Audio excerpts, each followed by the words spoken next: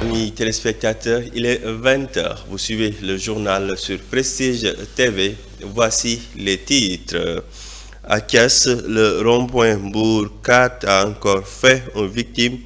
Un accident s'est produit. Nous y reviendrons dans ce journal. Les préparatifs du Gamou de Thiénaba a réuni le comité régional de développement. Le gouverneur Saër Ndao est assuré dans cette édition. 4 projets de loi à l'ordre du jour à l'Assemblée nationale. Le député Abdoulaye Tal sera dans ce journal. L'international sera l'affaire de Warengion. Tels sont les titres dans un instant de développement.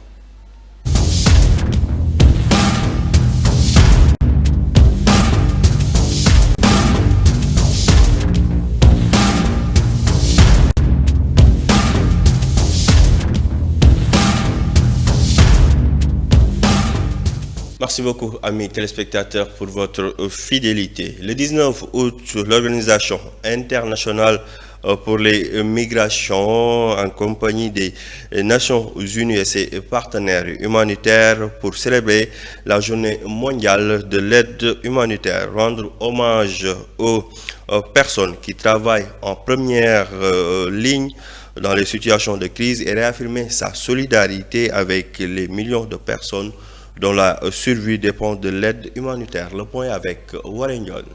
Journée mondiale de l'aide humanitaire 2025, protéger ceux qui risquent leur vie pour aider les autres. Le 19 août, l'Organisation internationale pour les migrations, OIM, se joint aux Nations Unies et à ses partenaires humanitaires pour célébrer la Journée mondiale de l'aide humanitaire, rendre hommage aux personnes qui travaillent en première ligne dans les situations de crise et réaffirmer sa solidarité avec les millions de personnes dont la survie dépend de l'aide humanitaire. Cette année, la commémoration se déroule dans un contexte sans précédent. Les opérations humanitaires sont de plus en plus souvent la cible d'attaques. Les ressources sont limitées et les besoins augmentent partout dans le monde. En 2024, plus de 383 travailleurs humanitaires ont été tués alors qu'ils acheminaient de l'aide.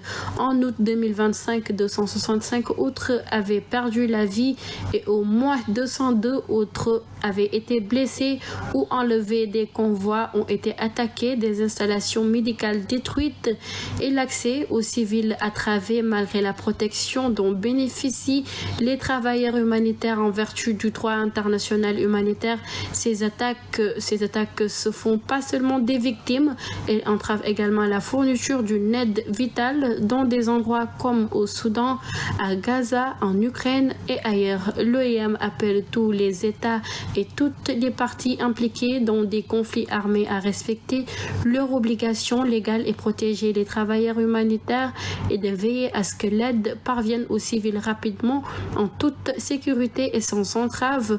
Les défis ne résident pas dans l'absence de règles, mais dans le mépris persistant dont elles font l'objet. Une volonté politique urgente et des mesures décisives sont nécessaires pour mettre fin à l'impunité, protéger le personnel humanitaire et permettre que l'aide parviennent à ceux qui en ont le plus besoin. Comme annoncé dans les titres, un jeune homme à bord d'un scooter a rendu l'âme dans un accident qui s'est produit dans la nuit du lundi vers les coups de 23 h à hauteur du rond-point Mbour 4 à la sortie de Thiès. Témoins et riverains dénoncent le danger constant que représente ce rond-point et alertent les autorités locales. Pape Omar Faye ont des témoins que nous écoutons avec Seynabou Diouf. C'est vrai que nul ne sait si le gars courait à vive allure ou pas. Mais tout ce que je sais, c'est que l'obscurité fait partie des causes de cet accident. Et c'est anormal car au moins une lampe devrait être placée au niveau du rond-point. Qu'ils viennent étudier ce lieu et prendre des mesures immédiates pour freiner les accidents, parce qu'aujourd'hui, c'est une moto et demain, ça peut être une voiture, on ne sait jamais.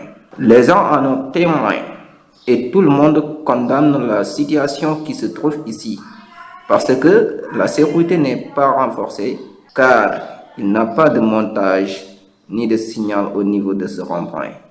Et des lampes, je n'en parle même pas. En tout cas, Je vois que ceux qui ont investi des milliards pour construire des routes pour régler les problèmes d'éclairage. xanaa ku def ay millions wala ay milliards pour tali lamb waru laa mën a të mooy maanaam dëgg la ni kenn fekkeewul ba xam da doon daw lu bëri wala dawul lu bëri. C'est vrai que nul ne sait si le gars courait à vive allure ou pas. La gouvernance de Thiès a abrité ce lundi 18 août 2025 un comité régional de développement consacré aux préparatifs du Gamou annuel de Thiénaba. La rencontre a réuni les autorités administratives, les services techniques, les forces de sécurité, les représentants religieux dans une dynamique d'anticipation et de coordination. Le gouverneur Saher Ndaw rassure pour un bon déroulement de l'événement. Nous l'écoutons avec Willy Matafal. Juste rappeler que nous étions là aujourd'hui pour préparer le Gamou de Thiénaba, un événement religieux qui survient chaque année, et donc il fallait réunir l'ensemble des chefs de service et les comités d'organisation pour discuter des préalables, des problèmes et des défis, mais anticiper aussi sur vraiment les engagements de l'État. Les engagements de l'État ont été renouvelés ici devant le CRD, et je pense qu'à ce niveau, on est tous d'accord que les problèmes subsistent quelquefois, mais il n'y a pas beaucoup de problèmes. Pour beaucoup d'engagements, on est très rassuré quand il s'agit de la sécurité, de la Sénélec, de l'hydraulique. Pour tous ces engagements, même de Sonaget et de l'hygiène, on a été très rassuré parce que même le comité d'organisation a confirmé l'excellent travail qui a été abattu et que les engagements qui ont été pris peuvent être respectés à ce niveau. Quelques soucis ont été soulevés, c'est au niveau de la santé. À ce sujet, le comité a souhaité qu'il y ait une rallonge au niveau de l'enveloppe destinée aux médicaments, qui souhaiterait passer de 11 à 14 millions. Et là, nous ferons le plaidoyer nécessaire auprès du ministère pour voir un peu comment prendre en charge cette préoccupation. Il y a le problème de l'ambulance médicalisée qui survient toujours. Ça va au-delà même du Gamou. On aura besoin de cela dans cette circonscription. Et voir un peu comment accompagner cette dynamique pour permettre l'accès aux soins de santé. Le centre de santé qui est une problématique de l'heure, parce qu'on pense qu'au niveau de Thiénaba, on doit pouvoir disposer d'un centre de santé. Et ça, le travail avait commencé. Mais nous allons encore redoubler d'efforts, monsieur le maire, pour vous accompagner dans ce plaidoyer, pour que le centre de santé puisse être une réalité. On a aussi parlé de la commande en médicaments. Le comité du centre qui gère la santé au niveau du comité d'organisation a souhaité qu'il y ait concordance entre l'expression de besoins et l'existence en médicaments. Et ça, nous allons vraiment s'y atteler pour que les médicaments demandés puissent être là. Les forages ont été réglés et Aquatec s'est engagé pour compléter le reste du point de vue engagement. Juste rappeler que nous étions là aujourd'hui pour... Le directeur de cabinet du ministre de l'Hydraulique et de l'Assainissement, Amadou Salman Fall, a annoncé lundi le déploiement imminent de solutions structurelles pour mettre à terme définitif au débordement du bassin de Darou Rahman et de Pofdy situé dans la commune de Touba. Cette déclaration a été faite lors d'une visite de terrain au bassin de Darou Rahman en compagnie de plusieurs directeurs généraux du ministère, d'autorités administratives et locales et d'élus territoriaux. Nous l'écoutons. Auprès des communautés impactées par le sinistre des bassins, et s'enquérir de la situation et véritablement essayer avec eux de trouver des solutions définitives à ce problème qui est récurrent. Et voilà, les solutions structurelles sont déclinées et nous allons vers ça. Et plus jamais, nous n'aurons pas à revivre pareille situation. C'est l'engagement de l'État, des autorités, par rapport à ce sinistre qui est récurrent. Voilà, nous sommes ici dans le bassin de Darou Rahman. Nous allons rencontrer les communautés, que ce soit la communauté de Ndok, de Darou Rahman, voilà, de Pofdy, Gassama, et pour pouvoir voilà, partager avec eux leur détresse et, voilà, et trouver aussi ensemble des solutions, comme je l'ai dit tantôt, structurelles face à ce problème-là. Donc l'État est aux côtés de ces populations pour véritablement aller dans le sens de les soulager et de trouver leur bien-être. Au finish, dresser le rapport qui sera véritablement la base de rémunération ou des indemnisations qui vont suivre. Et que l'option du gouvernement, de l'État, c'est de mener des solutions structurelles, plus jamais de solutions conjoncturelles, voilà, qui le temps d'un moment et voilà, et bonjour les dégâts. On s'est engagé à trouver des solutions définitives. Le DG de l'ONAS l'a dit tantôt, et nous sommes dans ce sens-là. Je puis vous assurer que tous les moyens nécessaires seront déployés pour pouvoir venir à bout de ce problème-là. Après Touba, cap sur Dakar, le président de l'Assemblée nationale, El Hadji Malick Ndiaye, a ouvert lundi la première session extraordinaire de l'année 2025. Maître Abdoulaye Tall, président de la commission des lois, livre ses impressions sur les 4 projets de loi qui sont à l'ordre du jour.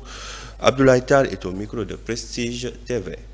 Avec cette politique enclenchée par le président de la République, la clé de voûte des institutions, mais déroulée également par le gouvernement ainsi que son chef pour effectivement se livrer à un exercice de transparence, de bonne gouvernance, pour effectivement renforcer la démocratie, mais renforcer également le développement du Sénégal à travers des actes de salubrité publique, mais également des actes de transparence qui peuvent servir de modèle pour le Sénégal, les Sénégalais et l'Afrique tout entière. Il y a une modification substantielle, voire même on a fait table rase de tout ce qui existait pour maintenant doter du Sénégal d'un office anticorruption.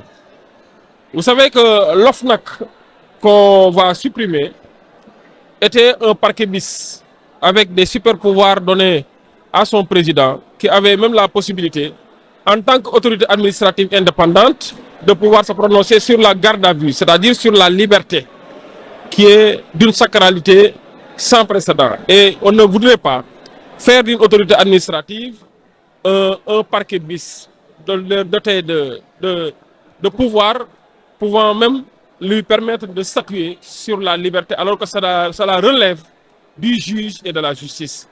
Alors, autre modification également, je pense que même la loi portant sur la déclaration du patrimoine est une conséquence même sur la loi portant sur la création de l'OFNAC. Parce que même l'organe chargé de recevoir la déclaration de patrimoine, c'est effectivement l'OFNAC. Pour vous dire que c'est un office, un appareil qui sera mis sur pied pour permettre effectivement à tous les Sénégalais d'avoir un référent par rapport au dialogue des institutions, mais d'avoir également un référent par rapport à la marche du pays, par rapport à la marche de notre économie et par rapport à la lutte contre la corruption, contre la malgouvernance et contre surtout l'enrichissement illicite. C'est vrai qu'il y a des instances et des organes qui sont habilités à statuer sur l'enrichissement illicite, mais l'OFNAC également, comme tout tenu de sa mission également, prévient de la lutte contre l'enrichissement illicite pour permettre effectivement à nos institutions et à notre administration de pouvoir fonctionner avec beaucoup d'efficacité, mais également avec beaucoup de légalité. Avec